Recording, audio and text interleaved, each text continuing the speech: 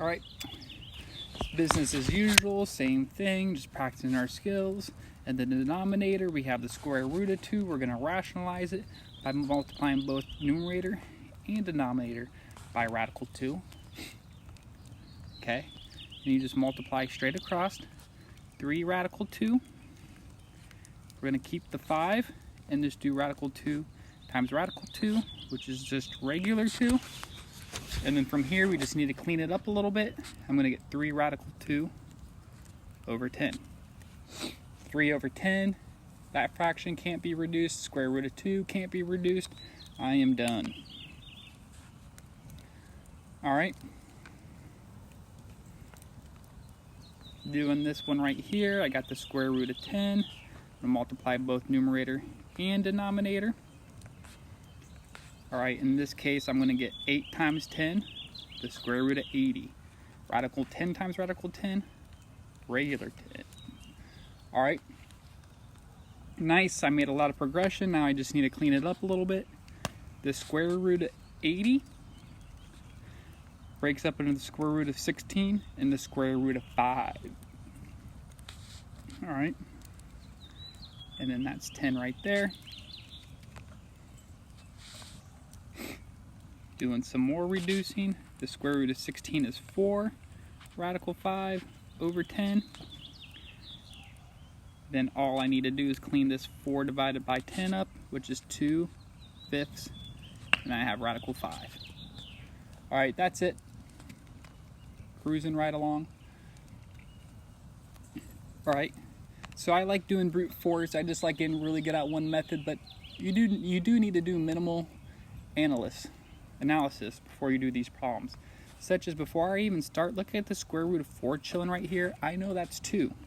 So I'm going to have 4 times 2 in the numerator by radical 3. So I'm just going to have 8 by radical 3. All right, I just cleaned it up just ever so little. Made it a little bit nicer.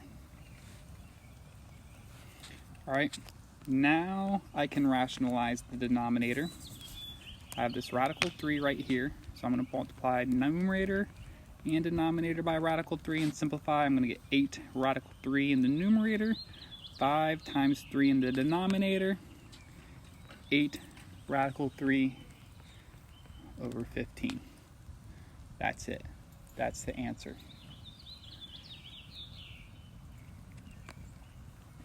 Ooh, this one right here, we have a negative sign. Throwing a fast one at you. We're just going to ignore that negative sign till the very end. What I'm just going to focus on is the radical 5 at first. So I'm going to multiply radical 5 over radical 5. Again, let's just keep the negative. We'll worry about that at the end, but let's make sure we just keep writing it down each and every time. 3 radical 5, and then radical 5 times radical 5, and the denominator is 5. And that's it. Actually, I'm done there. So as you can see, some of these problems really are just a couple steps, 2 steps. Some of these problems require plenty of steps. Just practice these skills. When will you do this in your adult life? Probably never. But you're getting really good at analyzing numbers, figuring out how numbers work, relate. You do have to have number sense. That is an actual adult life skill. You have to know how numbers work because you're going to be dealing with numbers every day in your adult life. Budgets, counting, excuse me, counting your own bank account, just stuff like that. All right, let's knock out these 4 problems. And again, let's calm down before we just use incredibly brute force. I got the square root of 16 just chilling up here, so I already know that's 4. I have 5 radical 12.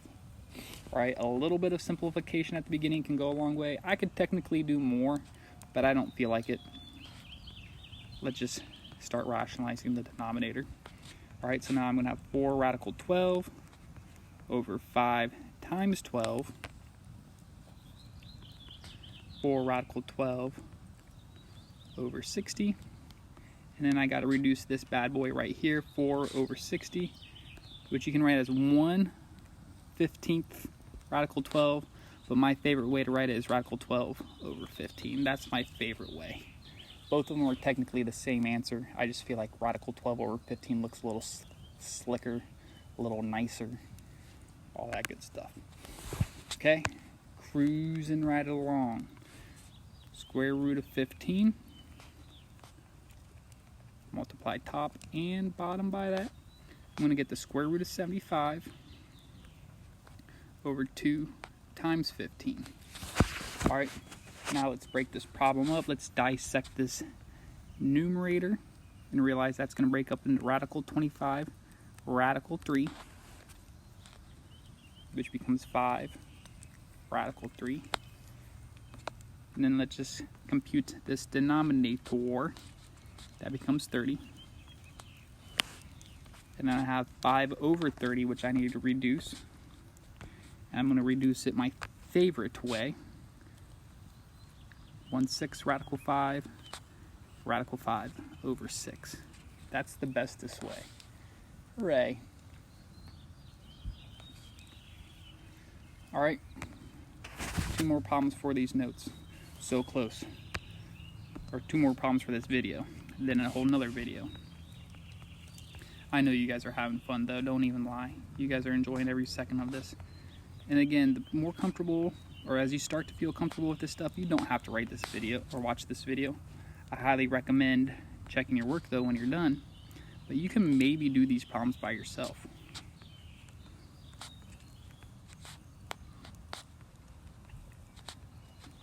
Alright, they kind of get repetitive. Technically, you've learned this in the past. Technically. But I once was a high schooler too. I know you guys like to forget things. Especially it's been over a year. But that's it. Alright, so again, why is rationalizing the denominator great? We had radical 5 over 10, radical 10. Some crazy number. We cleaned it up a lot. Radical 2 over 8. Alright.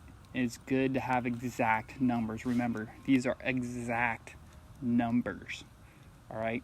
Just like how pi is exactly pi. You can't say pi is 3.14. That's an approximate answer. Alright? The more precise, the better. This problem right here, quick reduction, we get 2 over 3 radical 5. I'm going to take this radical 5, multiply both top and bottom. I'm going to 2 radical 5 over 3 times 5, which becomes 2 radical 5 over 15. Yay. Alright, stay tuned for the next video.